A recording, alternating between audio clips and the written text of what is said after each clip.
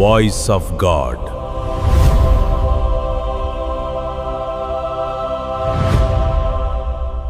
న్యాయాధిపతులు 11వ అధ్యాయం, judges 11th chapter. గిలాదు వాడైన యెఫ్తా పరాక్రమము గల బలాఢ్యుడు. చాలు. ఏంటిదమ్మా? అందరు చెప్పండి. అక్కడి వరకు ఆగిపోయింది అందరు కూడా. Gilead, Jephthah the Gileadite was a mighty man of గిద్యోనుకి ఇచ్చిన బిరుదు తనకున్నది. ఎవరు జెఫ్తా? జెఫ్తా ఎవరు చెప్పేసారు? మళ్ళీ చెప్పాను. అంత పరాక్రమము గల బలాఢ్యుడు. అందరు నోరిప్పి పలకండి మాట. పరాక్రమము గల బలాఢ్యుడు ఎవరు? యెఫ్తా అనండి. నోరు పలుకుతే మంచిది. పరిశుద్ధుల దేవుని సేవకుల్లో పేర్లు పలుకుతే కొంచెం దయ వస్తుంది. దేవుని దయ మనపై. పలకండి మరొకసారి. యెఫ్తా ఏంటి? ఆయన ఎవరు? బాగుంది కదా ఇక్కడ, కానీ కొంచెం కిందికి రా. చూడండి ఏముంటుంది. అతడు వేశ్య కుమారుడు. ఎవరు? యెఫ్తా ఒక వేశ్య కుమారుడు. ఎంత కన్నీటి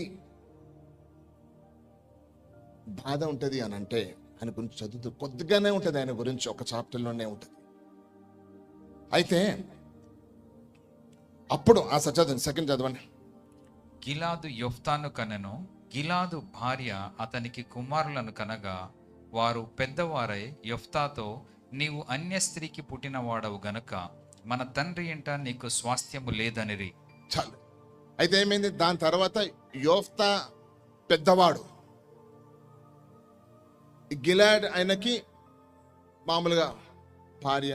అయితే ఎంతో మంది పిల్లలు పుట్టినారు, పెద్దవాళ్ళందరూ కూడా. అంటే ఈయన అన్న అందరు తమ్ముళ్ళు, ఒక 10 మంది అనుకుందాం.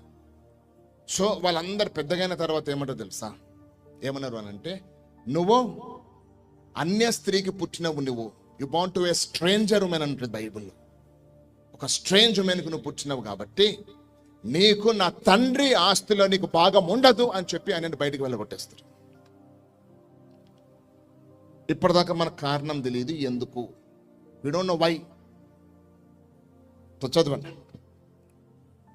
యెఫ్తా తన సహోదరుల యొద్ద నుండి పారిపోయి టోబు దేశమున నివసింపగా అల్లరి జనము యెఫ్తా యొద్దకు వచ్చి. చాలు. అయితే ఏమైందనంటే పాపం చాలా బాధ.